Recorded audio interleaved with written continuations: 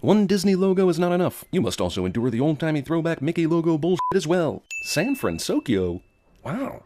With the placement of the Asian-inspired Golden Gate Bridge, Alcatraz Island in the downtown area, this is clearly San Francisco, but with Tokyo on top of it. Which is cool. I'm down. I just want to know what happened to the Pacific Ocean is all. Or is this movie like The Watchmen, where we're living in a world where we lost World War II?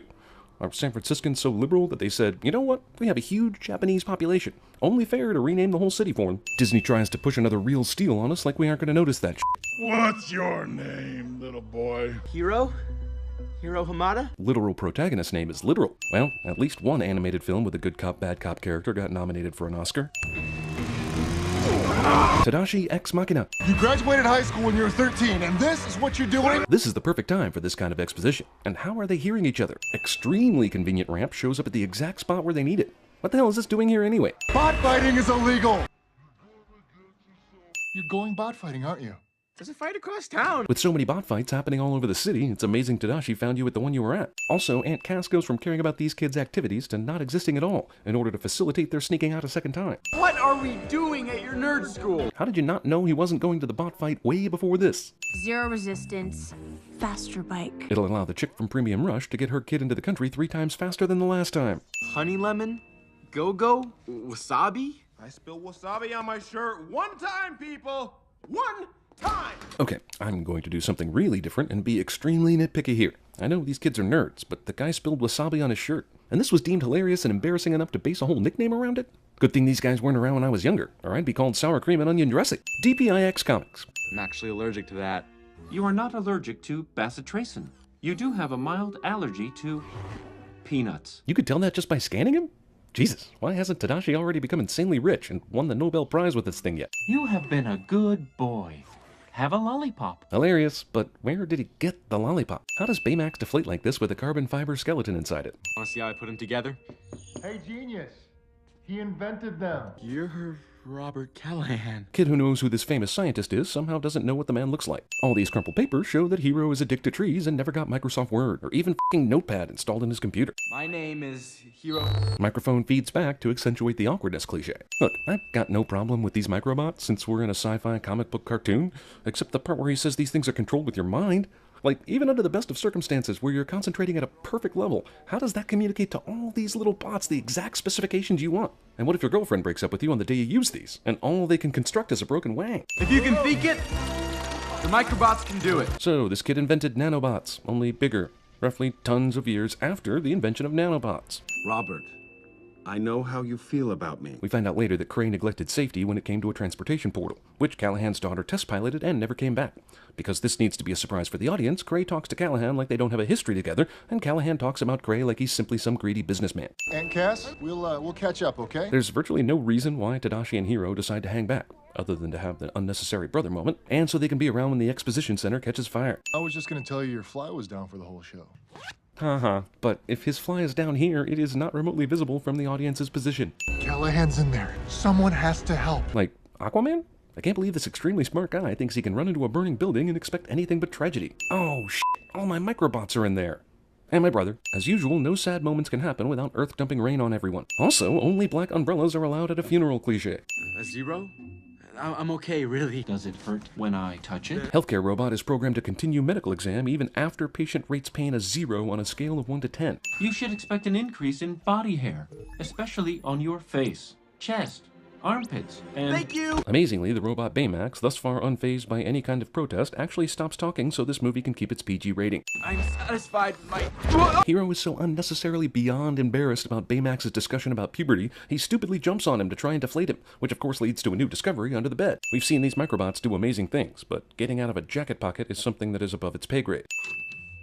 Your tiny robot is trying to go somewhere. Damn you, Baymax! You've been on screen a total of about 3 minutes so far, but you've already hit adorable levels worthy of 1 sin reduction. Wait, did Baymax just walk through the cafe without anyone seeing it? Hiro? Hey! Aunt Cass? There is absolutely no reason why Hiro acts like Baymax is E.T. and needs to keep his aunt from knowing anything about it. There is nothing whatsoever on the line if she finds out about it. How did Baymax get on the trolley? Does he have coins? Paper currency? Is money obsolete in this weird-ass fusion future? No one thinks it's curious that a white inflatable blob is walking around town. Cat Wilhelm scream. You gave me a heart attack! My hands are equipped with defibrillators. You know what? That's funny. but if you're gonna know for a fact that he has allergies to peanuts just by scanning him, surely you can tell he didn't literally have a heart attack. Did you file a report when your flying robots were stolen? Cop seems skeptical about flying robots, despite the 2-minute display of Baymax's obvious weird robot abilities and awareness. By the way, is this the age of Minority Report, where no crimes are being committed anymore? This is one empty police station.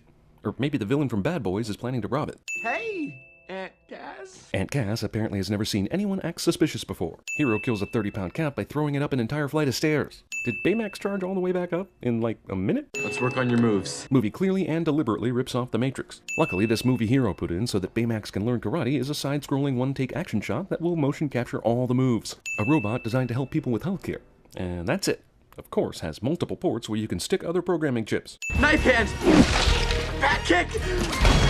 Gummy bears. That is definitely amusing, and I hate to be a killjoy, but did he need a robot to get him gummy bears out of the vending machine? Man, I'm an asshole. This car notices them and stops to investigate. Amazing timing, considering who it turns out to be. Slow-ass Baymax was able to catch up to Hero before he blindly fell into the ocean. Car that has been suspiciously following Hero this whole time just turns out to be his friends, who could have simply called out to him instead of being a bunch of stalking assholes. Just out for a walk. Meanwhile, the mysterious masked figure who has all the microbots and is moving all sorts of shit around has gone deathly quiet. Don't push us away, Hiro. We're here for you. That's why Baymax contacted us. And we waited for hours before actually driving out to see you so that we could get mixed up into the plot. Holy mother of Megazon! I hear they just took a lot of TJ Miller's outtakes from Cloverfield and put it into this movie. Seriously? She took a picture with Flash and everything? She really just did that. Movie shares a car chase page from Fast and Furious, where only the good guys and bad guys are out at night and there is zero traffic. Super scary microbot villain is only fast enough to barely keep pace with a shitty sedan. Villain throws a car, instead of simply catching up to them, which should be possible with his amazing army of microbots. Movie that pretends to care about science proceeds to make this possible. These tires should be freaking dead by now, skidding against the grain like that for the second time. The masked villain assumes the heroes are dead and wanders off stupidly. Either that, or his intent was only to scare them all along, in which case he carried on for far too long. Movie thinks it can slip a Stan Lee cameo by us like we're just gonna let that shit slide. Nice try, assholes. The man in the mask who attacked us is none other than... Voila! You had the TV queued up to this dude before you ever came in here? I hear a song, which means montage time. Does Tony Stark know that some kid in futuristic San Francisco has a pirated version of his gadget creation software? And first Iron Man's hand gesture creation computer, Tron Girl, and now Mr. Incredible's I'm too fat to fit into my suit moment. This movie is ripping off all the Disney. Actually, since Baymax is mostly air, he should pop when this happens, right? Shit, we saw him intentionally let out air earlier to squeeze through a window. Why is he not doing that now to help the suit fit? Which reminds me, does he still have 6 pieces of Scotch tape holding all that air in? Because amazing if so.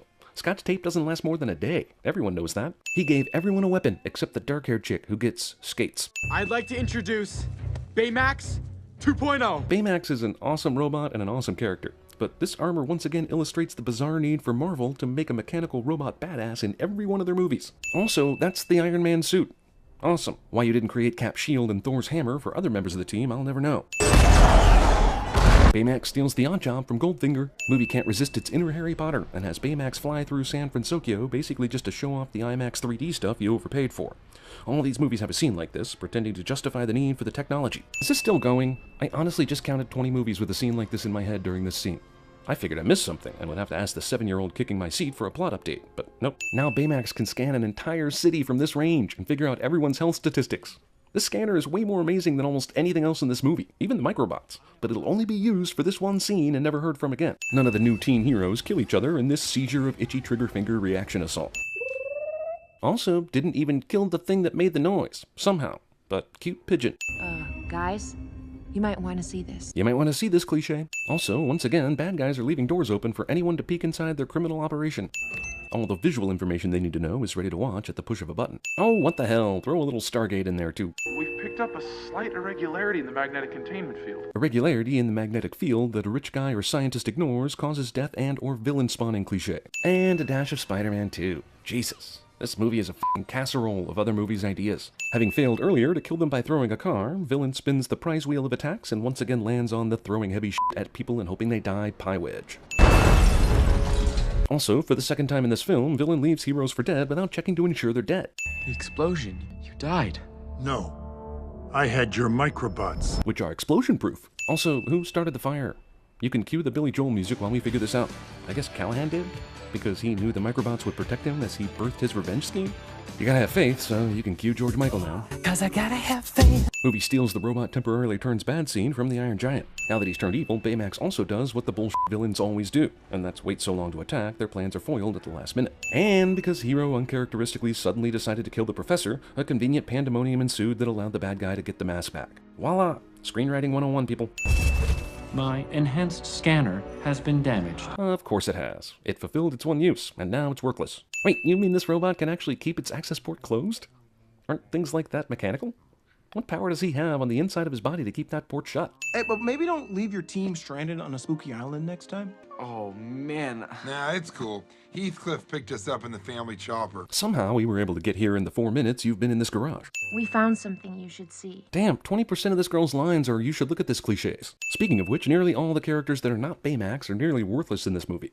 What distinguishes these characters that make you want to see more of them? The pilot was Callahan's daughter. A tragic story he never shared with anyone, because he knew one day some kid would build him something which he could use to get revenge.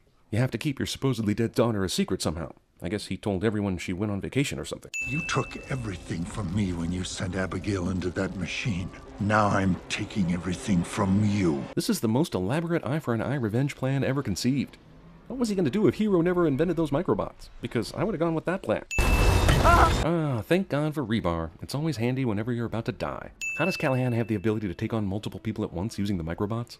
He's got to do this all with his head, splitting attention between all the different heroes coming at him from all different directions. Tons of killer debris flies into the portal, but misses Hero completely. And he's in the dead center of the pole. Use those big brains of yours and think your way around the problem. Look for a new angle. You mean they haven't been trying to come up with new angles this whole time? Yet miraculously, just because Hero tells them this, all of them come up with solutions. Everyone survives this. My sensor is detecting signs of life. Abigail has been subsisting on Balrog dreams and fairy dust whilst in another dimension. The portal is destabilizing. She's alive in there. Someone has to help. Hey, those are the same words Tadashi used when he stupidly went into that burning building. But now they sound heroic. I mean, doubly stupid, considering what happened to Tadashi. The portal is destabilizing, but Baymax wastes all this time showboating around before flying into it. Wasn't this a matter transporter between two places?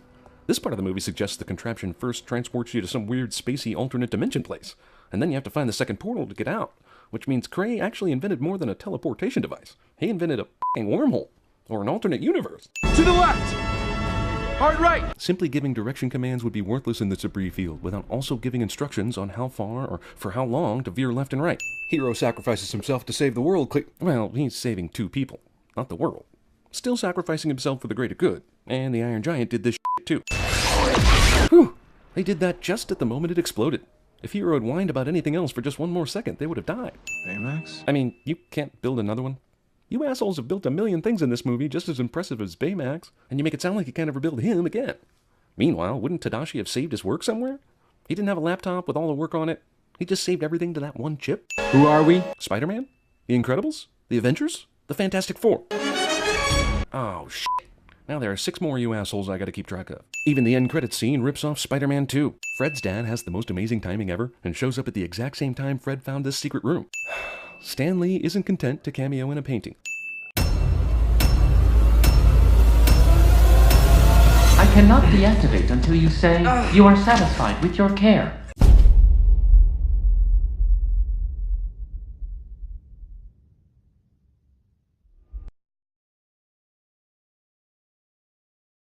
This is not possible! Inconceivable.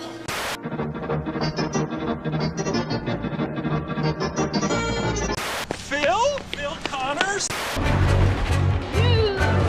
That was totally wicked! Mine? Let me go. I'll give you anything you want. I want my father back, you son of a bitch. I'm bad, and that's good. I will never be good, and that's not bad. I am your personal healthcare companion. Hello. I am Baymax, your personal healthcare companion. What? It worked! I finally invent something that works! I can't lose you two. Hero. You stay. I go. No following. Oh, man. Wait till my brother sees you. You're gonna help so many people, buddy. You're gonna be a bad motherfucker.